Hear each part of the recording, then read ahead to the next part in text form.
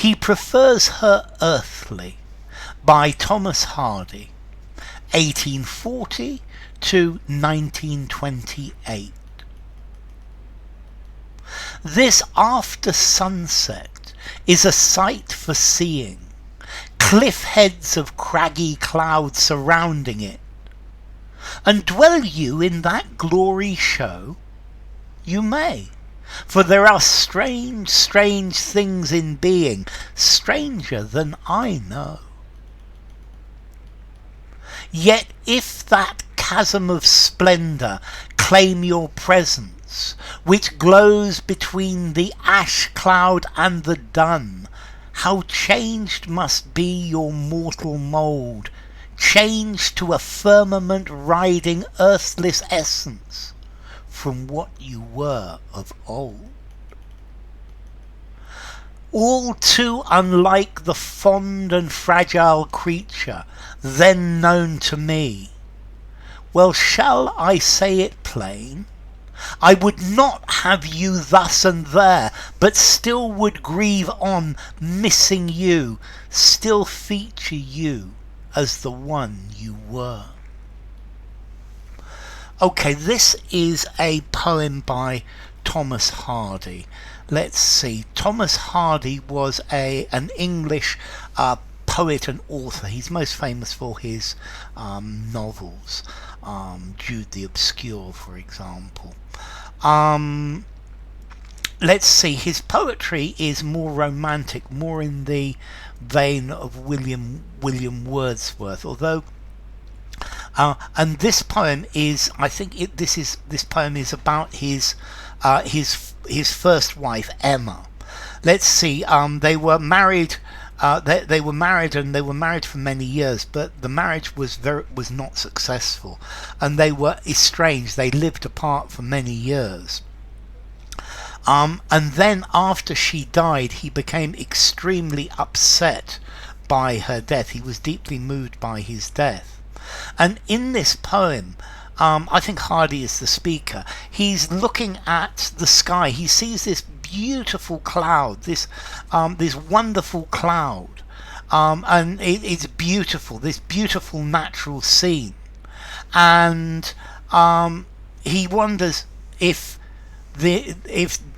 Emma, his dead wife, her spirit is in this cloud. And he thinks, well, stranger things than this have happened. But then he's thinking about this possibility, and he then thinks that, well, if you're in that cloud, if your essence has gone into that cloud, then you've changed massively from what you were.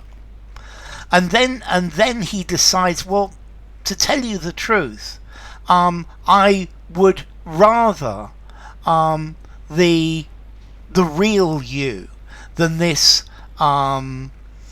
this beautiful romantic scene, this beautiful celestial sight, and I prefer you as you were before in your mortal form, rather than in this memory of you, in this state of essence, within the beauty of nature. And that's why the title, he prefers her earthly. He prefers to think of her as an earthly person. He prefers to think of her as she was, rather than to see her in the wonders of nature around him. This after sunset is a sight for seeing. So the sun has gone down, and it's after sunset, and this is something beautiful to see. And look, sunset sight seeing, so many S's, yeah? Cliff heads of craggy clouds surrounding it. So the clouds look like they are rocks, they are crags. The clouds have these shapes of huge rocks, and they are just over the sunset. They are over where the sun went down, and they're probably in all sorts of glorious colours. And dwell you in that glory show? And he asks himself, do you live in that, in this show of glory, in this beautiful natural scene?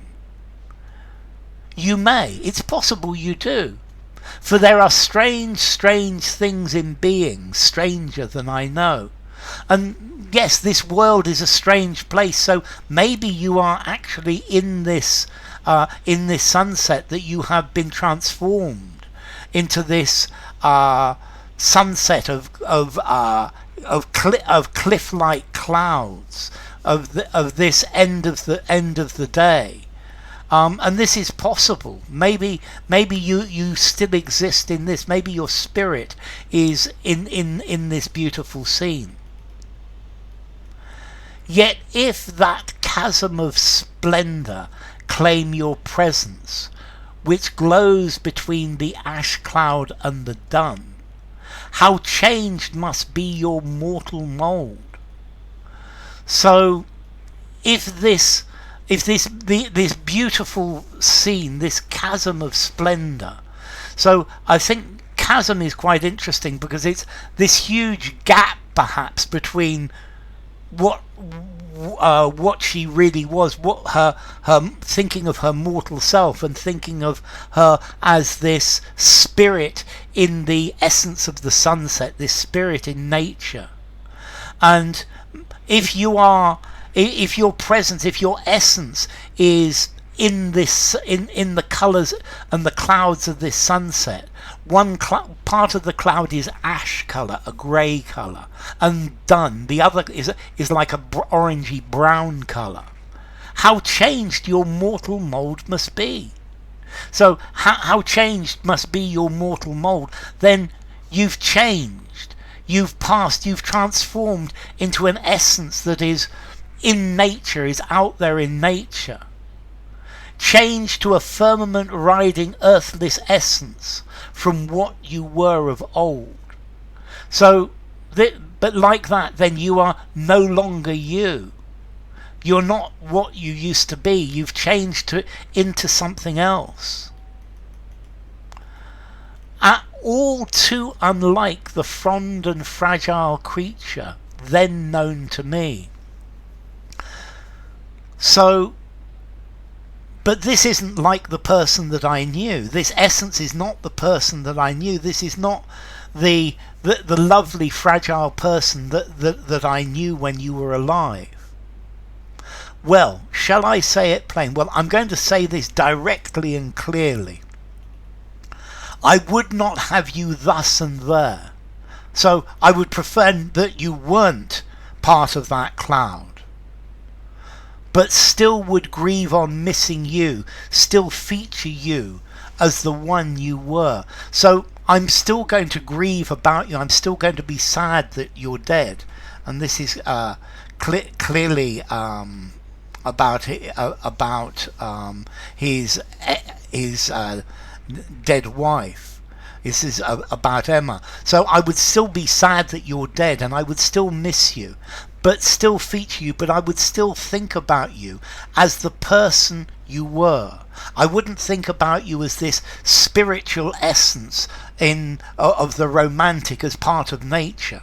No, I would still think about you as the person that you were, and I would still miss you as the person you were. And I think in almost in this way, he's looking at this beautiful sunset, but but Emma is still haunting him, and he would much rather have her as the person she was than of some spirit being part of nature. And I think it's interesting. I think that the tone in the first one, the first stanza, this is very reverent. What a beautiful sunset. And then he thinks about the transformation of death.